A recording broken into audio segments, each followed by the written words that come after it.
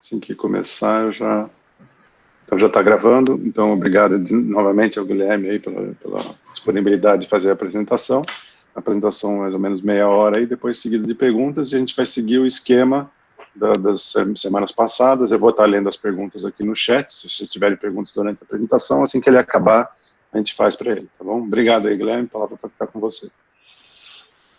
Bom, primeiramente gostaria de agradecer ao professor Denis pelo convite. É sempre um prazer estar podendo compartilhar um pouco do que a gente vem desenvolvendo no projeto, principalmente agora que a gente está iniciando uma nova fase desse projeto, que é um projeto voltado exatamente à parte de multifidelidade, né? Então, nesse tópico de hoje, eu vou estar apresentando quais foram os cernes ou os resultados que a gente obteve para poder ter essa renovação, para poder ter uma continuidade, com foco agora um pouco diferenciado, que é envolvendo diferentes modelos, envolvendo modelos que incluem a física, que não incluem a física, diferentes níveis de fidelidade, tanto quando a gente fala de modelo de simulação, até mesmo de proxies sendo gerados a partir do modelo de alta, média, baixa, e assim por diante. Então, essa apresentação tem um cunho técnico, tá? Eu vou dar nos últimos slides que eu vou estar apresentando a parte desse projeto novo, que envolve a parte de multifidelidade.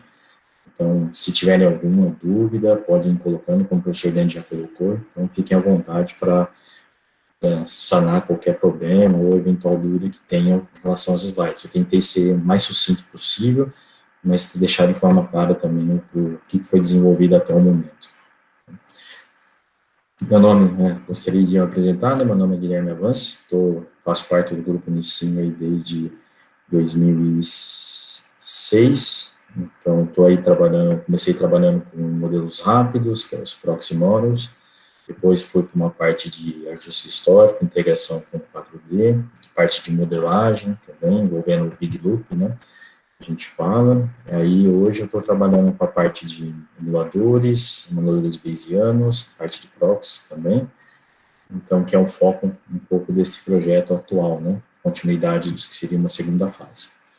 Eu dividi essa apresentação da seguinte forma, tem uma breve uma introdução, né, que mostra os resultados que a gente obteve até o momento da primeira fase do projeto, né, então, seriam as experiências que a gente obteve, né, e de forma que a gente pudesse gerar motivação para a gente ter uma segunda fase. A segundo tópico, a parte, vou dar um breve overview desse MFM Project, e no terceiro tópico aqui seriam os desafios, né, como todo o projeto que a gente tem, esse novo projeto que iniciou agora, iniciou em agosto, né, terminou a primeira fase, já iniciou a segunda fase desse projeto. Bom, partindo para a parte de introdução, né, como é costume, né, a gente situar, quem está assistindo às nossas apresentações, onde que nós estamos dentro do closed loop do grupo Unicim. Isso é uma metodologia já difundida pelo grupo, desenvolvida pelo professor Denis, né, e é importante, principalmente para a gente situar em qual etapa, né, dos 12 passos que a gente está focando, que a gente está atuando, né. Então, dentro desse projeto, tanto fase 1 quanto fase 2, eles estão focados nessa etapa 2 aqui, que é a parte de construção de modelos. Essas construção de modelos, a gente tem um objetivo que é não somente gerar modelos, mas gerar modelos que eles sejam consistentes e eficientes. Uma vez que nós temos esses modelos consistentes e eficientes, a gente consegue tomar melhores decisões mais rápidas, sempre com um único objetivo, aumentar o fator de recuperação no campo, seja para passado, assimilando dados, seja para futuro. E dentro desses modelos, a gente pode ter desde modelos de simulação, modelos tipo proxy. Modelos tipo proxy eu vou estar comentando mais para frente, vou dar um overview assim, do que seriam esses modelos proxy, emuladores também, emuladores bayesianos, modelos híbridos, que é agora um novo tópico do novo projeto, né, da segunda fase, trabalhar com modelos híbridos. Híbrido seria intermediário, né, eu tenho a física incorporada, mas também tenho a parte não física, né, eu vou estar entrando em detalhes e explicando ao longo da apresentação. E outros procedimentos, né, de cunho, de forma a gerar modelos consistentes e eficientes.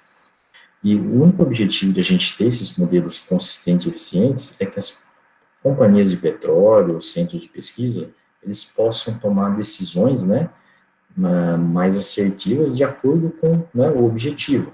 Baseado nessas decisões, eles têm a chance de escolher o tipo de modelo, que inclui a física ou não física, que eles vão utilizar em todo o processo. E esse modelo ele é uma balança, né? Ele vai levar em consideração qual que é o objetivo do estudo, qual que é a importância do estudo, né, para um determinado momento, né, de estudo, de avaliação do campo, qual que é o tempo disponível, que geralmente os gerentes solicitam a decisão, né, a decisão muitas vezes tem que ser tomada de forma rápida, mas ao mesmo tempo que tem que ser tomada rápida, tem que ter um certo cuidado para saber o quanto a gente confia nessa decisão. Então, é uma balança que envolve a importância, né, o tempo disponível e recursos, né.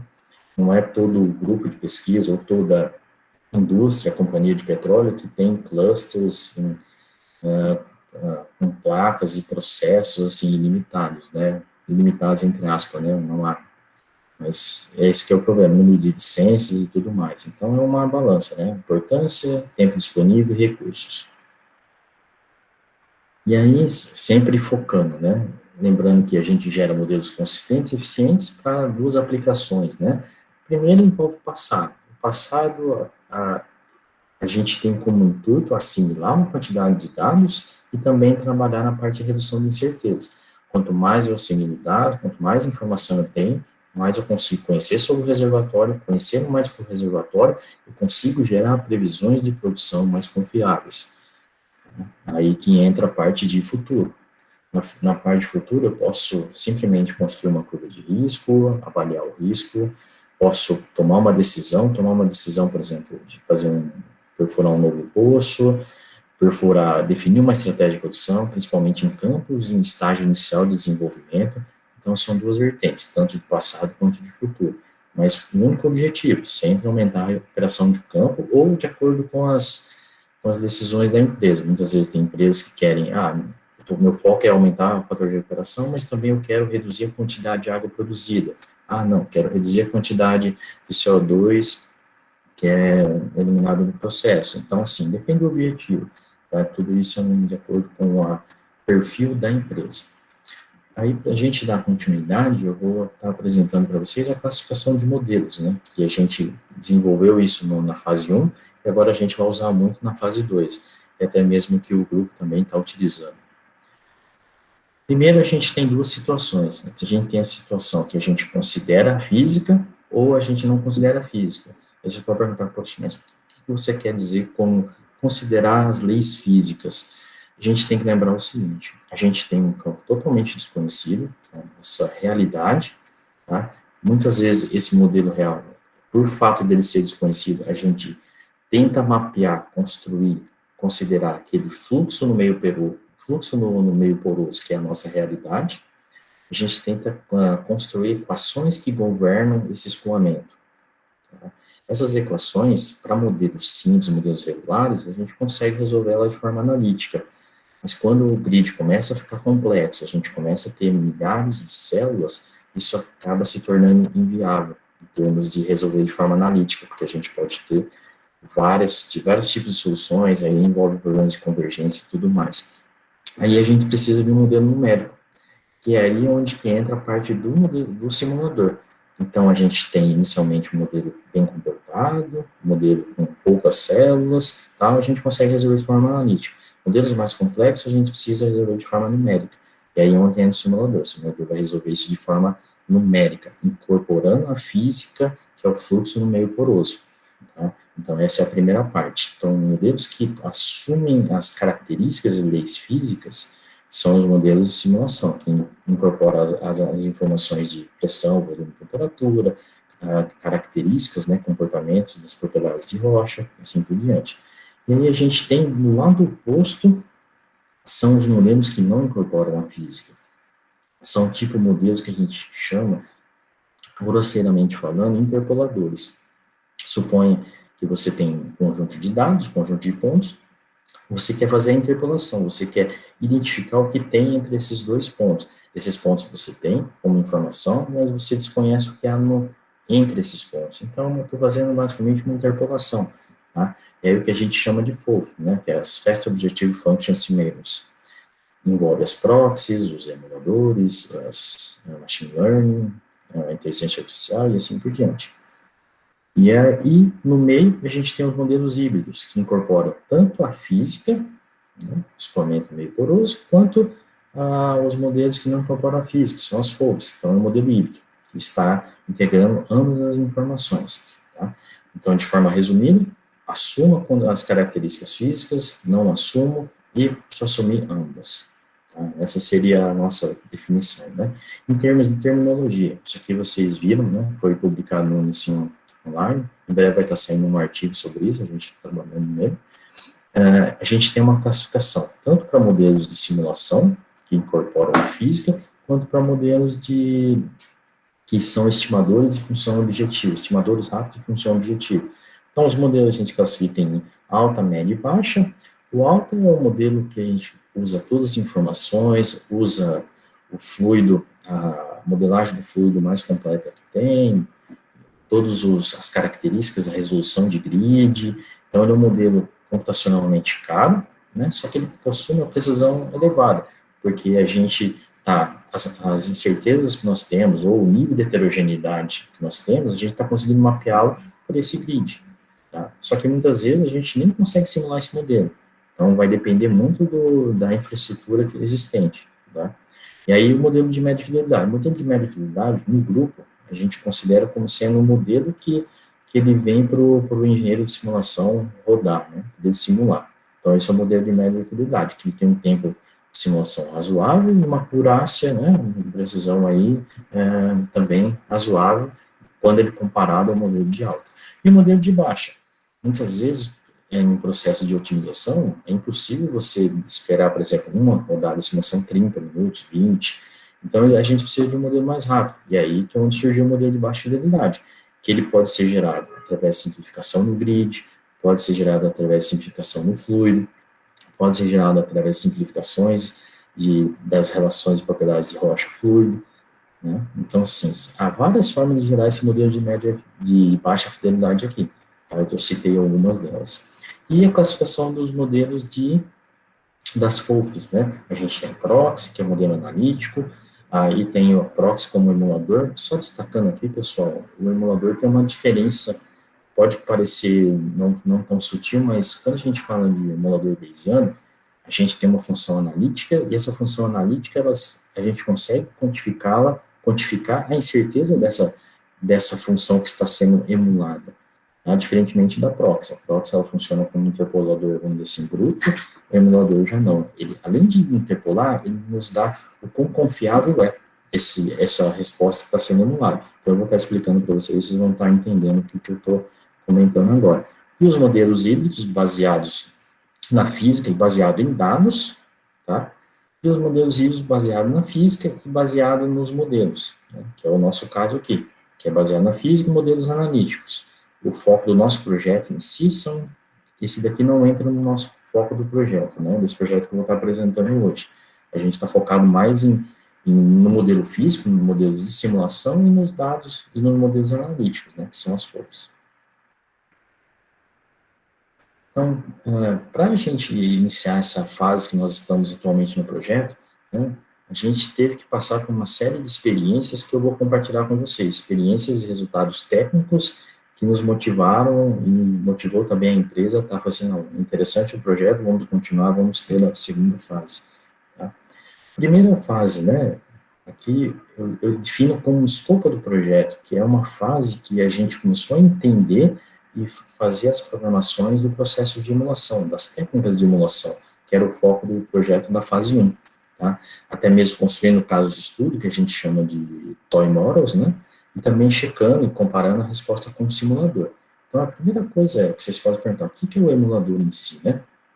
O emulador, ele é representado por essa função, ele é uma aproximação estatística dos dados de saída do simulador com incerteza. Esse é o grande diferencial quando a gente compara com uma proxy. A proxy também é uma aproximação estatística dos dados de saída do simulador, mas ele não leva em consideração essa incerteza.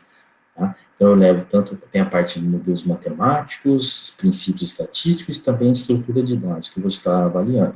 E o grande diferencial, ele é muito rápido para avaliar, um conjunto de cenários muito grande. Então, esse é o diferencial do emulador. Agora, vamos ver em detalhe o que seriam esses termos. Tá? Primeiro, né, essa é a forma como a gente constrói um emulador. O emulador, esse aqui que a gente chama, é um valor esperado, né, que é uma função que a gente chama que é o dado de saída do modelo. Então, suponha aqui, por exemplo, a nossa produção acumulada de óleo, tá, uma função. Aí eu tenho esse termo aqui que é representado pelo termo de regressão, tá? Ele é um vetor, né? Essa função aqui é um vetor, né? Composto por esses três outros vetores aqui. Tá? Então, esse aqui é o termo que a gente fala, né? O termo de regressão. Tá? Desse termo de regressão, o que eu levo em consideração são as variáveis ativas. São as variáveis que geram impacto na hora de gerar essa função, essa regressão, né? Desse modelo. Tá? Aí, por segundo, o que a gente tem aqui? A gente tem esse termo, que é o que a gente chama de variação local residual, ou mais conhecido como processo gaussiano. O processo gaussiano, pessoal, ele vem simplesmente para nos ajudar a pegar comportamentos oscilatórios. Então, quando a gente tem uma função muito bem comportada, esse processo gaussiano, esse termo não precisa ser considerado na construção do nosso emulador. Tá? Mas quando eu tenho uma oscilação muito grande na minha função, principalmente quando a gente fala de vazões, as vazões estão oscilando muito, tá? Aí esse modelo gaussiano aqui, esse processo gaussiano, ele vem ajudar muito a gerar essa função, uma função mais acurada, tá? E o terceiro termo é o termo que leva em consideração os parâmetros que não foram considerados durante essa regressão aqui. São os parâmetros que foram considerados como inativos, tá? Então, esse que é um interessante. É uma função que a gente leva em consideração um termo de regressão, um termo gaussiano e um termo que a gente chama de nugget, né? Que leva em consideração os parâmetros inativos do processo. Tá? Essa imagem é um emulador 1D. Isso aqui eu fiz só para a gente destacar, né, como seria isso, né, de forma simplificada. Tá? Aqui, os xizinhos aqui, pessoal, aqui é a resposta do emulador, tá? E aqui é um parâmetro de entrada, x. Aqui é a minha resposta que eu tenho, os dados de treinamento, nesse ponto aqui, esses xizinhos, tá? E aqui eu tenho a resposta do meu simulador, que é a linha tracejada. A linha azul, que é a linha contínua, é o meu emulador, ou seja, o valor esperado que o meu emulador está me dando, tá?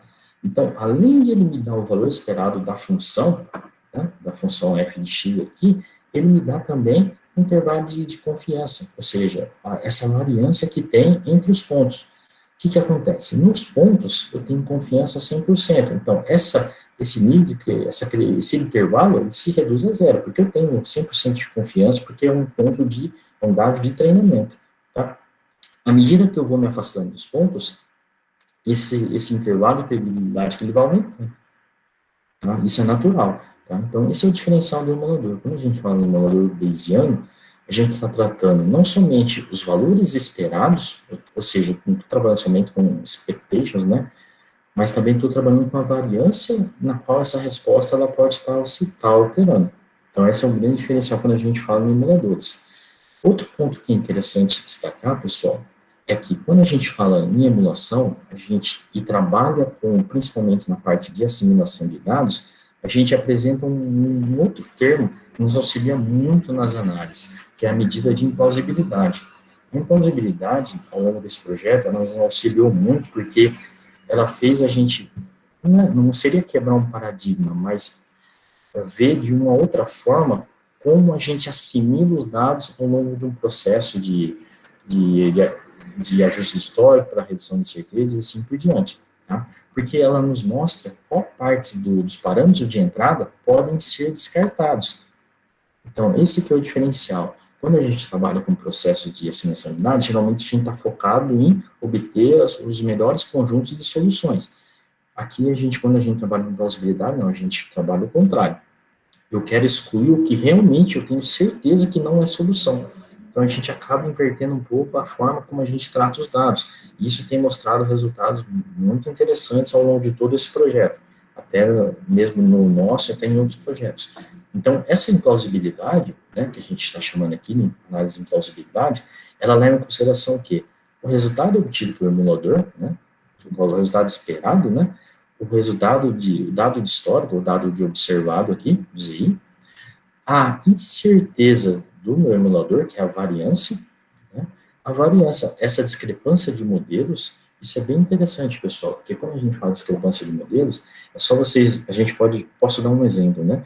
Quando a gente está trabalhando, por exemplo, com a parte de redução de incerteza, com transferência de escala, então isso aqui é uma incerteza associada a essa variância, essa discrepância de modelo.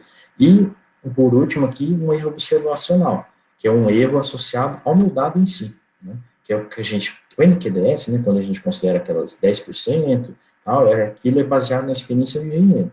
Então, isso aqui seria o nosso erro observacional, a gente colocaria esse erro associado aqui. Tá?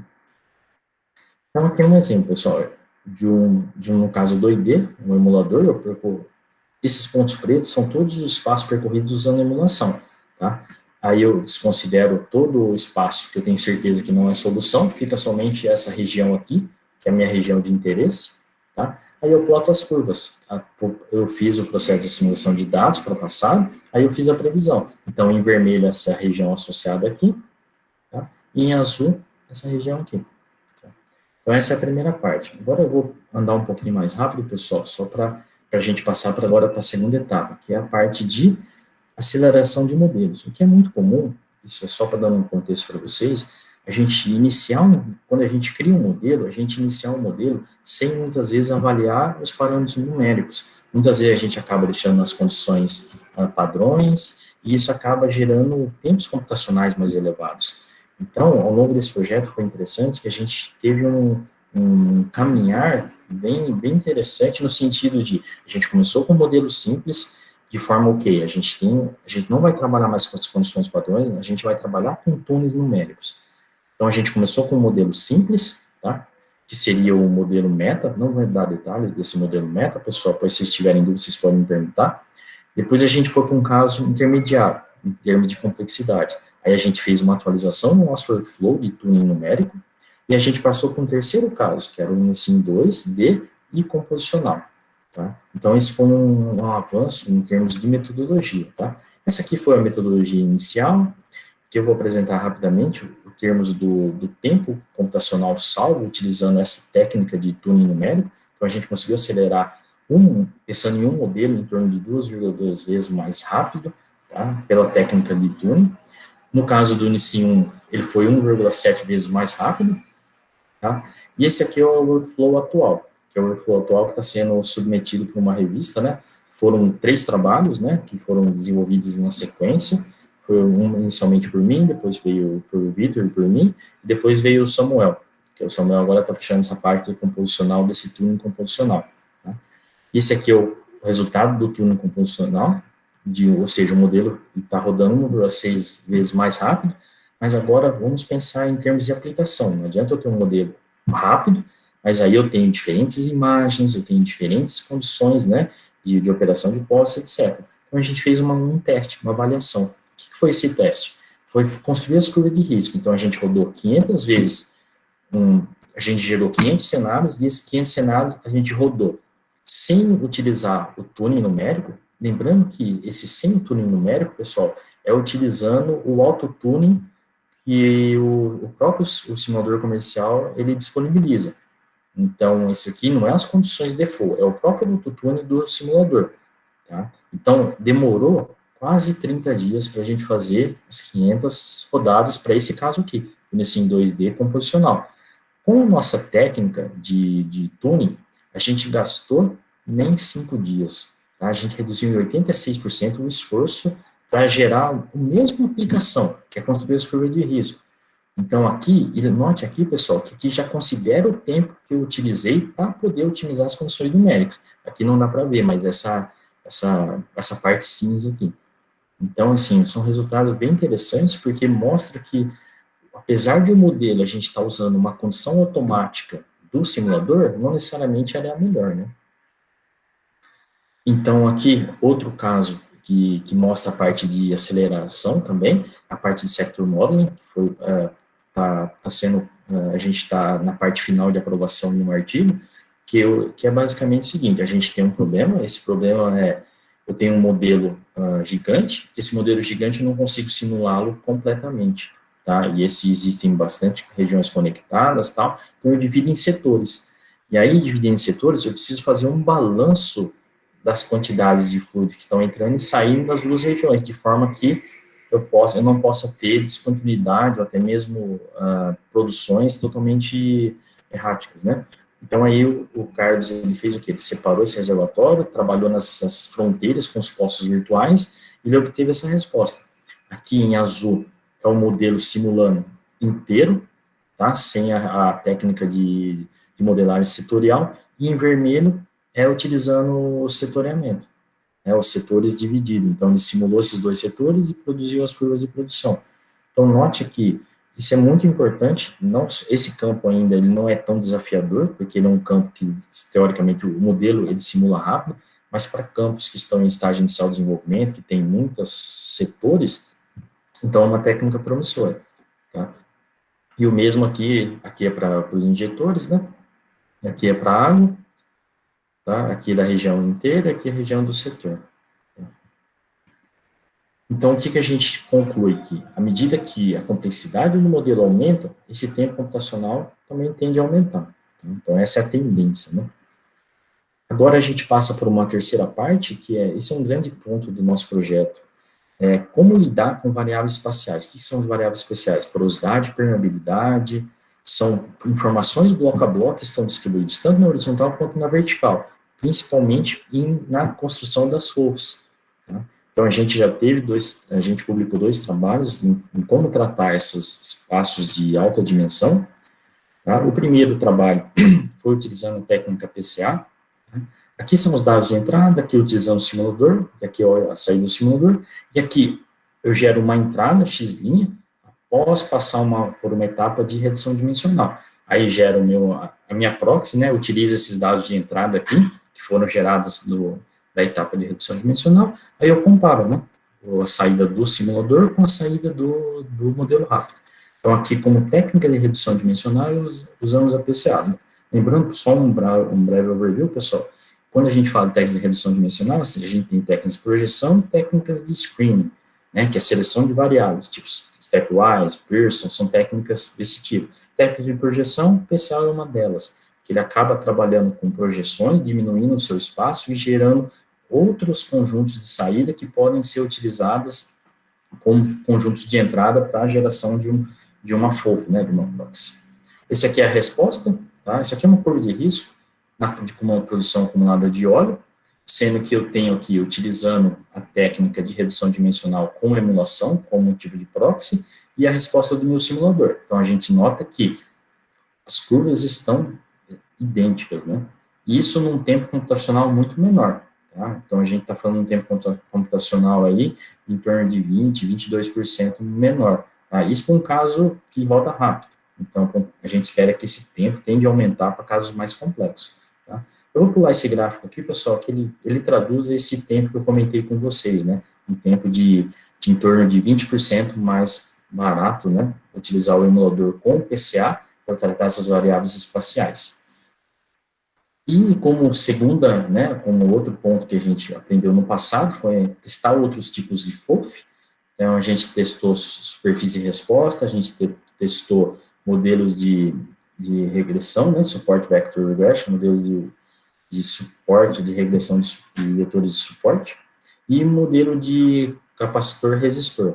Tá? Então, eu vou passar rapidamente pelos resultados. Utilizando superfície de resposta, a gente nota aqui a resposta do simulador em azul, a resposta da proxy em vermelho, que elas estão muito próximas uma da outra. Tá? Aqui, mesma forma, resposta do simulador em vermelho, em azul, e a da proxy em vermelho, tá? Para a produção acumulada de água, e aqui anteriormente produção acumulada de óleo.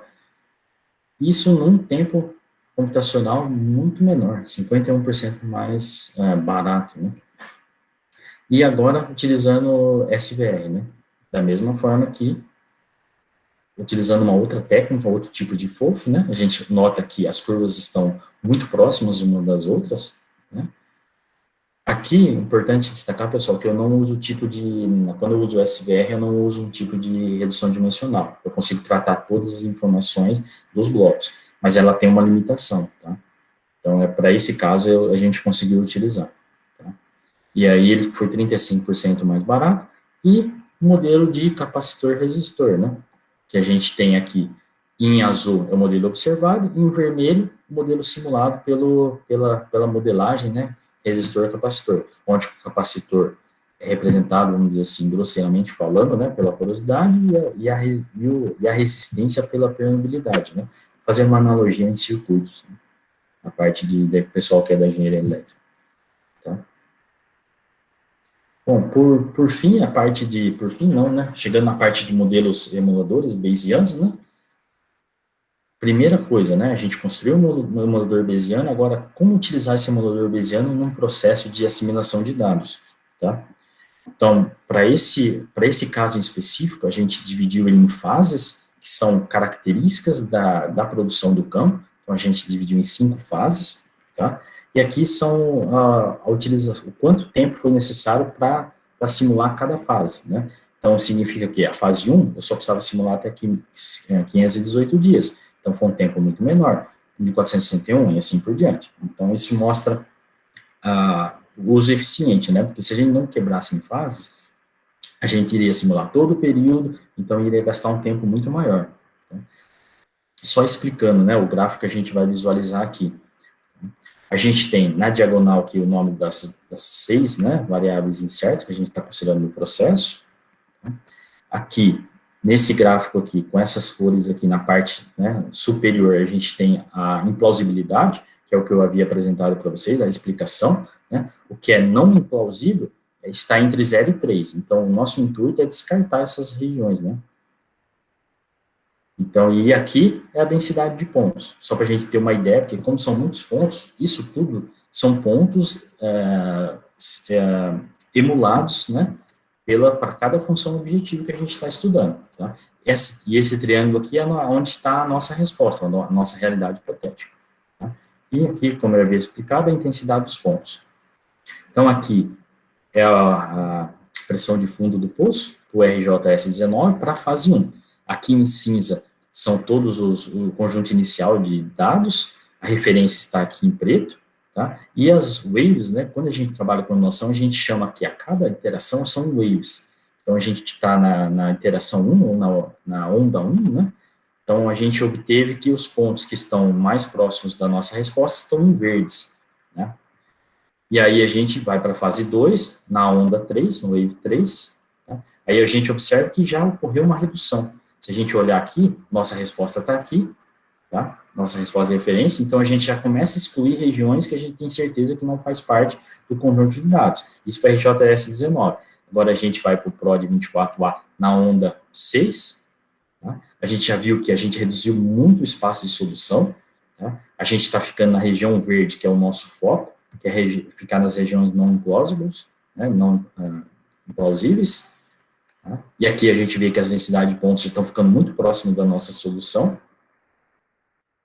Mesma coisa para a fase 3, uma nova onda, tá? A gente observa que teve uma redução ainda maior, e por fim, a última onda, que é o wave número 15, né, do RJS19. Então a gente observa que a nossa resposta, nosso conjunto de dados, a gente eliminou o que a gente tinha certeza que não era a solução, que são essas regiões aqui. E o que a gente tem certeza que está muito próximo da solução, a gente manteve.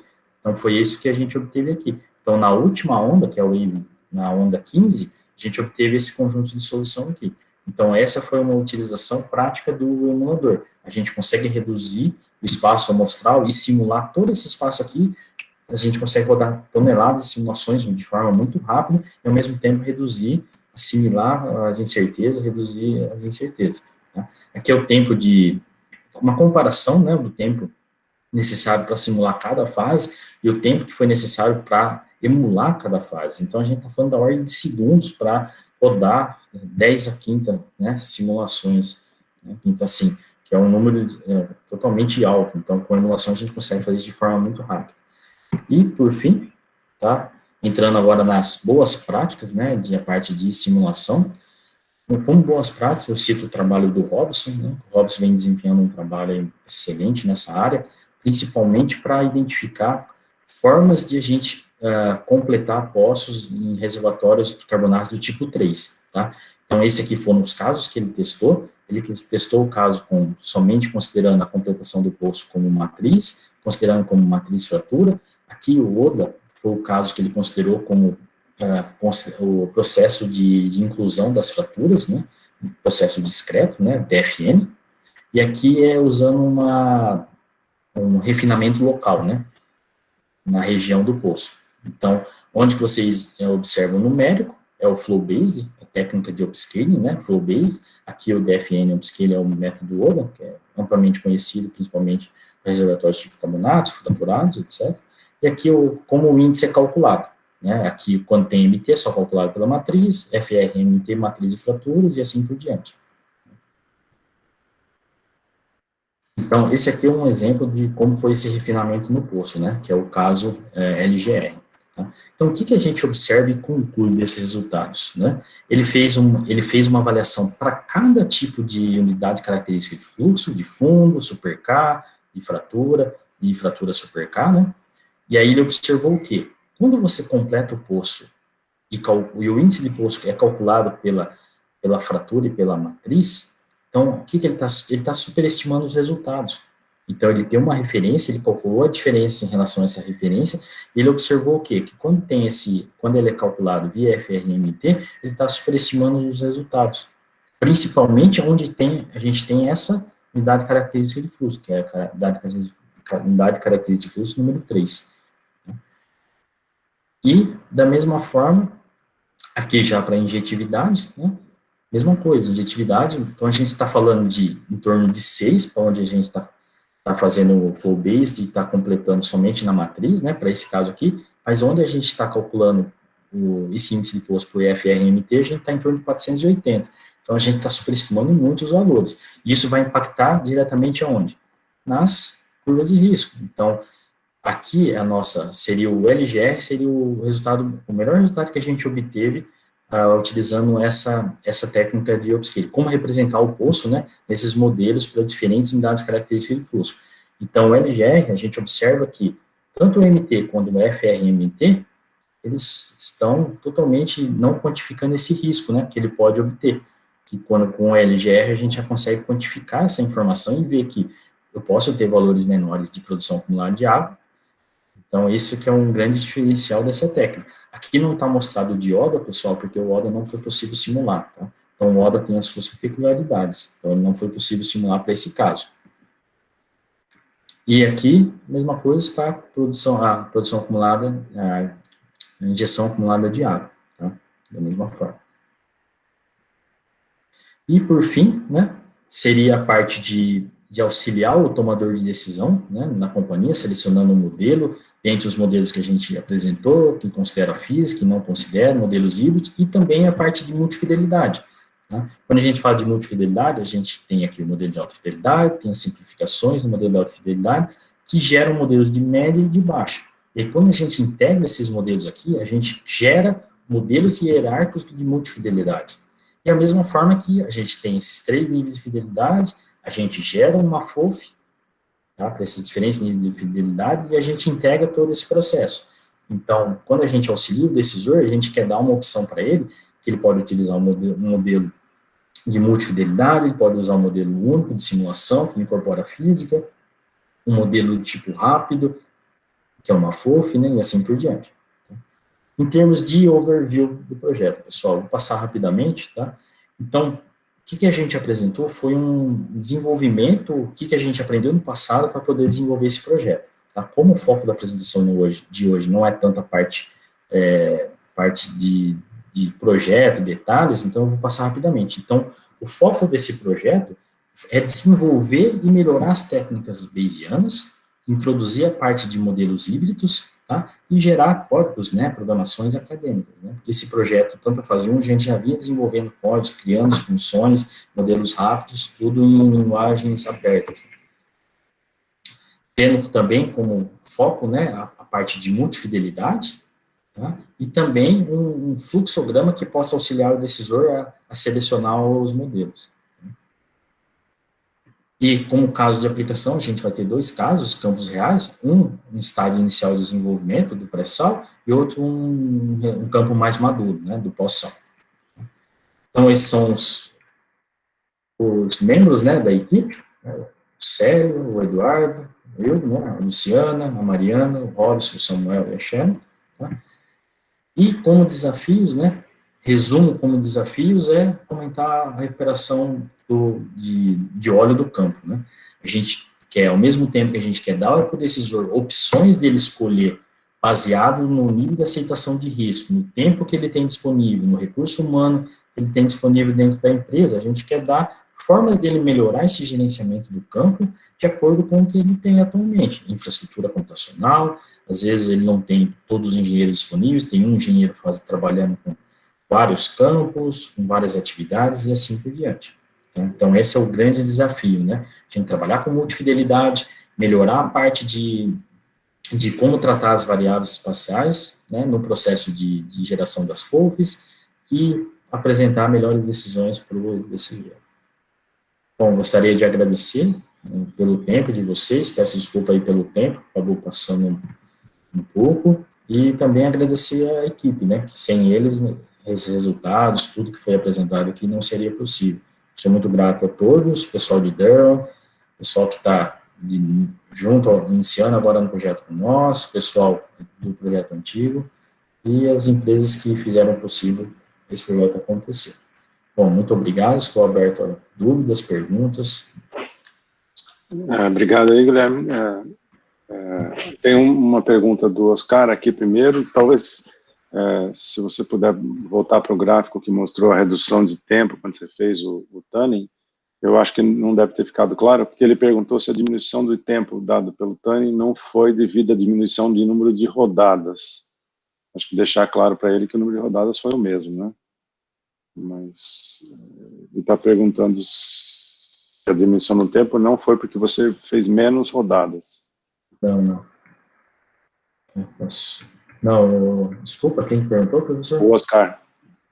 Tá. Oscar, só para destacar, a gente teve a mesma base de comparação. Então, a gente teve 500 cenários utilizando o autotuning do simulador comercial e 500 cenários utilizando o nosso tuning, nossos parâmetros numéricos que a gente otimizou usando a nossa técnica. Tá? Então, eu tenho 500 simulações aqui usando o autotuning e 500 simulações aqui. Então, a gente teve as mesmas condições para comparação entre os casos, com e sem o tuning. Beleza. Uma pergunta do Célio sobre se a gente chegou a usar no projeto a opção de Flux Boundary em vez do Sector Modeling. Não, do Flux Boundary não, Célio, porque o Carlos, quando ele estava avaliando, ele chegou a verificar a forma de você, vamos dizer assim, identificar essas quantidades de fluxo que estava entrando e saindo entre as regiões, tá? O Flux Boundary a gente chegou a avaliar, tinha no Eclipse, eu não sei se tinha no Emacs na época que ele avaliou, tá? Eu preciso confirmar com o Carlos, mas a princípio a gente não avaliou não, sério. A gente tratou essas regiões com esses postos virtuais, né? A gente não considerou fluxo zero, né? Foram inseridos vários postos virtuais nas fronteiras onde teve essa quebra, né? De continuidade do reservatório, e aí ele controlou esse balanço de massa entrando e saindo por esses postos virtuais. Foi essa a forma como ele fez esse balanço. Só como uma informação adicional, a gente ficou sabendo que tinha a opção de Flux Boundary no Emacs há poucas semanas, aí estava disponível desde 2019. O Ashish já fez alguns testes e os resultados não foram bons. O Luiz Pires está fazendo outros testes aí, eu ainda não tenho os resultados, mas a princípio o Ashish chegou que o tempo ao usar o Flux Boundary é muito alto, é quase comparável ao modelo inteiro lá do Nissin 3, mas assim que a gente tiver resultados a gente mostra, tá? O Gonçalo está perguntando como são construídas as FOFs, é um software que auxilia esse processo ou foi construído do zero, como é que a gente está fazendo? As FOFs, Gonçalo, nessa nova fase do projeto, ele vai ser uma ferramenta que vai ser desenvolvida internamente ao grupo. Tá? A gente vai ter a parceria junto com o Alberto, juntamente com a Thalita, para estar atuando juntamente com nós nessa parte. No projeto da fase anterior, que terminou em agosto, foram códigos que a gente foi desenvolvendo, códigos acadêmicos. Então, a gente gerou esses códigos vamos dizer assim, como eu diria, são códigos que foram desenvolvidos imagina como se fosse uma caixa com valores de entrada e valores de saída. Então, a gente codificava isso e gerava esses emuladores. tá? Não foi um software especificamente. O software, ou vamos dizer assim, uma ferramenta acadêmica que está previsto para esta fase. A fase anterior, não. Então, tudo que a gente gerou foram códigos in-house. Não sei se ficou claro, Gonçalo, se era essa a sua dúvida. O Marcelo aqui te deu parabéns pela apresentação, o Gonçalo também, na verdade, perguntou quais são os parâmetros implausíveis usados. Talvez ele não tenha entendido muito bem, mas na verdade, explicar para ele o que é a plausibilidade no processo de redução, aí, talvez acho que essa seja a dúvida. A plausibilidade, eu chegar no slide, o que ela acontece? Ela pode ser comparada ao NQDS que o grupo utiliza atualmente, tá? Só que a diferença da implausibilidade é que ela leva em consideração, não sei se vocês lembram, a discrepância aqui. A implausibilidade, ela leva em consideração a discrepância de modelo, tá? O erro observacional, que o NQDS também leva, quando a gente estipula 10%, 5% em relação a uma vazão, esse erro observacional, mas ele leva em consideração uma parte importante, que é essa incerteza do emulador, que é essa variância que a gente calcula. Então, quando a gente está trabalhando com emulador, principalmente quando, vamos falar, emulador Bayesiano, né? Tem o emulador Bayesiano e o emulador linear Bayesiano. O emulador linear é uma simplificação do full Bayes, que a gente fala. Então, quando a gente fala do linear, a gente está falando com expectations and variance. Então, quando a gente fala com expectations, a gente está obtendo um valor esperado. Então, aqui, o que a gente está fazendo? A gente tem a resposta emulada, tá? E aqui a resposta real. A gente faz essa diferença e leva ao quadrado. E aí a gente divide essa informação pelos erros. O erro associado a esse valor esperado do simulador, ou seja, a minha variância, ao erro de discrepância de modelo e o erro observacional. Dependendo do caso, você pode considerar essa discrepância zero, se você falar assim, não, meu modelo não tem discrepância, tá? Então, meu modelo é única escala, não tem discrepância de grid, de fluido, nada. Então, quando esse número aqui, ele é baixo, significa o quê? Que o seu valor gerado pelo seu emulador, ele está muito próximo do seu valor observado. Então, por isso, quando a gente fala em plausibilidade, a gente quer pegar os valores que são não plausible, ou seja, que são os valores que a gente aceita que são a resposta, tá? Então, quando a gente está falando de implausibilidade, a gente está falando que a gente quer excluir o que a gente tem certeza que não é resposta. Fazendo o quê? Valores baixos de implausibilidade são os meus non-implausible values. E valores acima, que a gente define acima de 3, de acordo com uma métrica estatística, a gente considera que a gente pode descartar. Então, essa é a forma como a gente trabalha a implausibilidade. A implausibilidade está ligada diretamente à construção do emulador. Isso aqui é a resposta do emulador, isso aqui é meu dado observado, tá? E aqui são as minhas variâncias que vêm do emulador, e aqui é a minha discrepância de modelo, e aqui é meu erro observacional. Então, essa é a função da implausibilidade. Diferentemente do NQDS, que a gente está calculando a diferença do simulado e do valor observado, do valor real, a implausibilidade está levando em consideração o valor emulado e o valor observado.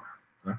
Então, a gente não leva em consideração aqui o valor simulado. Lembrando que o emulador, ele foi construído a partir de alguns dados gerados pelo simulador. Tá? Então, ele já leva aqui uma incerteza por si só. Tá? Posso fazer uma pergunta com áudio? Bom, pelo que eu entendi, basicamente, os inputs são as incertezas, né? Onde a gente, de forma simples, insere eles nessa caixa que faz uma análise em que ele basicamente estima o output com base nos outputs dos modelos que foram inseridos, certo? Para fazer a construção da foto, certo? Quando a gente trata, por exemplo, de propriedades geoestatísticas das imagens, ele trata as imagens como uma única imagem ou ele faz essa análise, por exemplo, detalhada? Por exemplo, um determinado canal ali é um determinado input. Ou seja, a localização de um determinado canal é o input ou ele vê a imagem como um todo? Não é? Sim. Aí, no caso, Gonçalo, é o seguinte, quando a gente vai tratar imagens, esse é um grande desafio, foi um desafio para o projeto anterior, continua sendo um desafio para o nosso projeto atual, para modelos complexos, tá? Quando eu vou trabalhar com emulação ou qualquer tipo de FOF, quando eu considero incertezas espaciais, ou seja, propriedades de bloco, porosidade, permeabilidade, que variam tanto na horizontal quanto na vertical, são milhares de informações. Então, não existe, eu não consigo levar elas todas em consideração para construir uma FOF. Por quê? Aí eu caio naquele problema de alta dimensionalidade, que isso é algo amplamente estudado em várias áreas, tá? E não solucionado. Tá? Existem técnicas para isso. Uma delas, por exemplo, que foi o que eu comentei, foi o PCA, que é o Principal Component Analysis, que é uma forma de você pegar, ele faz uma análise estatística e pega pontos, seleciona alguns pontos do seu espaciais, né, do seu modelo, tanto na horizontal quanto na vertical, que são representativos. Só que esses pontos, muitas vezes, eles não são interligados a uma saída do simulador. Eles só levam em consideração as informações de porosidade por si só, ou seja, os valores intrínsecos. E aí, por exemplo, para a gente interligar a informação de porosidade, por exemplo, com uma produção, a gente teria que usar uma outra técnica, por exemplo, correlações canônicas. Aí, com correlações canônicas, eu conseguiria integrar essas informações. Mas aí é um outro passo para ser avaliado. Então, atualmente, por exemplo, o Ricardo, ele usou o PCA. O PCA, ele conseguiu reduzir esse número de variáveis, por exemplo, em vez de ter 200 mil blocos, ele considerou, por exemplo, 1.000. Desses 1.000, ele conseguiu gerar uma FOF. E aí, essa FOF foi representativa, ele conseguiu reproduzir a mesma resposta do simulador. Tá? Mas não é sempre que o PCA funciona. Principalmente porque o PCA ele não leva em consideração a saída do simulador. Então, para a gente levar em consideração a saída do simulador, a gente teria que usar, por exemplo, o Canonical Correlations, que é como eu citei. Então, assim, é um problema complexo, porque eu não consigo tratar todas as variáveis. Eu preciso de uma técnica que possa reduzir a dimensão, seja por screening, né, por seleção de variáveis, ou seja por hiperplanos, né, tipo o PCA, que faz isso e tudo mais. Então, seria essa a ideia. Não é tão simples a gente resolver esse problema. É algo que a gente tem como desafio nesse projeto atual, principalmente para reservatórios heterogêneos. Para reservatórios homogêneos, a gente viu que funciona e tal. O Célio já fez alguns testes já com o PCA, que ele vai usar também com inteligência artificial. Então, ele já mostrou alguns resultados interessantes. Então, assim, pode ser que a gente tenha sucesso aí utilizando o PCA, mas pode ser que, por um outro caso, por exemplo, um outro campo, ele não funciona, tá? Porque não é tão simples assim, mas... Se ficou claro, Gonçalo? Ficou, eu não entendi muito bem a abordagem canónica que tu falaste, mas tanto essa abordagem como a do PCA, eles fazem uma análise no bloco das propriedades contínuas, certo? Ele leva em consideração a distribuição espacial. Ele vai pegar as informações de porosidade, como as informações de porosidade estão distribuídas ponto a ponto. Você constrói uma matriz, tá? E essa matriz você vai rodar, você vai construir a sua formulação de Principal Component Analysis, que é o próprio nome já diz, né? Ele vai analisar as componentes principais, ou seja, ele vai selecionar somente pontos representativos, tá? No seu espaço que sejam representativos para você utilizar no seu processo. Então, suponha que de 20 mil pontos, ele vai considerar 1.000 pontos. Desses 1.000 pontos, ele é representativo daquela distribuição espacial das propriedades. Então, eu só estou analisando aquele ponto, eu não estou analisando nenhum dado de produção. Por que eu falei dado de produção? Porque se eu tenho porosidade e permeabilidade, eu tenho uma produção associada, aquele conjunto de pontos, num ponto específico no espaço. Se eu pegar um poço que está em outra região, eu vou ter um conjunto de porosidade e permeabilidade diferente e um conjunto de saída diferente. Então, para eu correlacionar, quando eu falo em PCA, eu só estou correlacionando a informação espacial. Se eu falar assim, não, mas eu preciso correlacionar essa informação com o que está sendo produzido pelo simulador, aí eu tenho que voltar e usar uma outra técnica, que integre PCA e a produção acumulada. E essa técnica é o Canonical Correlation. É uma das, né? Estou te citando um exemplo. A gente fez isso, acho que foi um trabalho até da Carla, ela fez isso para saturação de distribuição de água e de óleo do campo. Ela correlacionou essa informação espacial da saturação com a produção. É extremamente complexo. E tem o viés aí. Só para não interromper, porque tem outras perguntas aí, para não alongar muito, talvez possam discutir isso depois aí, não sei se o Gonçalo se importa. Não. Pode ser? Beleza. Só rapidamente, porque tem mais 3 perguntas aqui, a gente tem mais 5 minutos. A gente vai tentar, pelo menos, passar rápido pelas 3 aqui. E aí, se ficar alguma dúvida sobre isso que estava sendo discutido aí, logicamente, podemos ficar depois aí para quem tiver interesse, tá? O Selmar está perguntando, falando que ele não entendeu muito bem o uso das projeções multidimensionais, e ele queria perguntar se o PCA é muito pesado no processamento, porque ele diz que tem outras técnicas com diferentes tempos de execução e diferentes que podem ser testadas também. Uhum. Obrigado, professor Selmar, pelo ponto, tá? A Luciana, a gente está finalizando um artigo que exatamente ela avaliou, se eu não me engano, a Luciana, se estiver presente, ela pode me corrigir, se eu não me engano, ela avaliou 18 técnicas de redução dimensional, seja elas projeções, sejam elas de screening.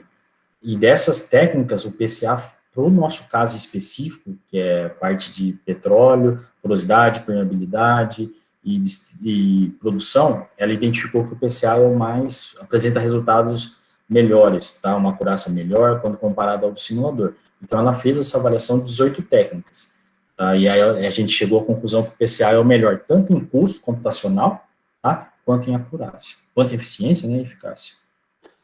Mas aí, se o professor... Tá, desculpa, professor. Não, tá bom. Beleza, se ficar qualquer dúvida, a gente continua também. O Luiz Otávio está perguntando sobre quantas simulações são feitas, em geral, para treinar as FOFs. Não tem um número específico. Ele vai depender de como o seu espaço está amostrado, por exemplo. A gente usa tradicionalmente o hipercubo latino discretizado, né, no nosso grupo, mas existem técnicas de projeções de distribuição, de amostragem, tá? E essas técnicas, elas podem distribuir pontos muito melhores espaçados do que as técnicas tradicionais, porque o hipercubo tradicional, né, ele pode ter sobreposição de pontos. Então, existem técnicas que minimizam essa distribuição de pontos, essa distância, né, maximizam, na verdade, essa distância, de forma a você ter vamos dizer assim, um espaço melhor representado, né, pelas suas postas. Mas, assim, não há um número específico, tá? Vai depender se esse número que você utilizar, que você fazer essa etapa de screening, que a gente chama, você joga um número baixo, começa com 50, por exemplo. Se esse 50 foi possível de captar, de incorporar os seus dados de observados, por exemplo, se você tiver um pequeno dados de histórico, então você já pode considerar que é suficiente, tá? Mas para emuladores, por exemplo, emulador específico, a gente está utilizando como um padrão, para os casos que a gente avaliou em SIM 1, um SIM 1H, a gente está utilizando 100. Então, tá alinhado nesse número 100, mas pode ser um número menor, pode ser um número maior, vai depender de acordo com o seu tipo de problema e qual o objetivo, né? Obrigado. O Selmar deixou um link aqui para a gente olhar depois, tá? Sobre a resposta, depois a pergunta que ele fez, a resposta, tal. Depois a gente pode dar uma olhadinha aí. Obrigado, o Marcelo Zampieri está perguntando sobre o CRM, se ele tem potencial para... Ele afirma que tem potencial considerando a física e data-driven, perguntando se você pode comentar as limitações e se é possível aplicar o CRM ao processo de WAG. Tá. O CRM, Marcelo, eu preciso até conversar com você a respeito disso, né? O CRM, assim, para reservatórios homogêneos, muito bem comportados, ele apresentou resultados muito bons. Mas a gente tem dúvida ainda se para reservatórios heterogêneos, mais complexos, ele tem potencial, tá? Para casos simples que você só quer fazer a previsão de produção, fazer algo, vamos dizer assim, mais rápido, pode ser que ele tenha potencial. Uma vez que você já codificou as equações e tal, você vai mudar os dados de entrada, para você obter dados de saída, pode ser que ele tenha potencial, mas eu ainda tenho minhas dúvidas se ele tem potencial para reservatórios complexos, tá? Ele é muito utilizado nos Estados Unidos, o pessoal acho que Texas A&M, Stanford, eles usam bastante, mas os reservatórios são muito bem comportados, você tem uma quantidade de poços exorbitante, diferentemente dos campos nossos, né? Principalmente os campos em estágio inicial de desenvolvimento, são poucos poços, poucas informações, então, à medida que você tem mais informações, o CRM tem mais potencial de ser uma boa técnica, né, de que modela essa resistência capacitante.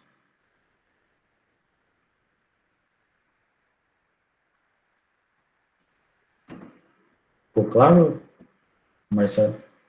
Desculpa, eu estava comentando aqui, mas estava com o microfone desligado. Eu acho que que é isso. Obrigado, assim, pelas perguntas. Eu acho que a gente conseguiu responder rapidamente. Sobraram algumas dúvidas aí da discussão ainda com o Gonçalo, então quem puder e quiser pode ficar aqui depois para acertar, se o Guilherme puder. E tem o link que o seu Mar mandou aí também, que depois a gente vai dar uma olhadinha sobre o assunto. O resto, eu acho que as perguntas foram respondidas. Agradeço ao Guilherme pelo seminário. Então, de novo, a ideia não era tirar todas as dúvidas sobre o assunto, é um assunto bem complexo, mas mais dar uma ideia do que a gente está fazendo no projeto e mostrar as áreas de pesquisa aí que são bem comuns a outros projetos, né, embora o foco desse projeto seja bem na eficiência aí dos modelos nos usos, tanto para o passado quanto o futuro. Tá? Então, obrigado aí ao Avance, obrigado a todos aí pela presença. Eu vou terminar a gravação aqui. Quem quiser ficar mais para discutir algum ponto específico, fiquem à vontade, tá bom? Obrigado, professor.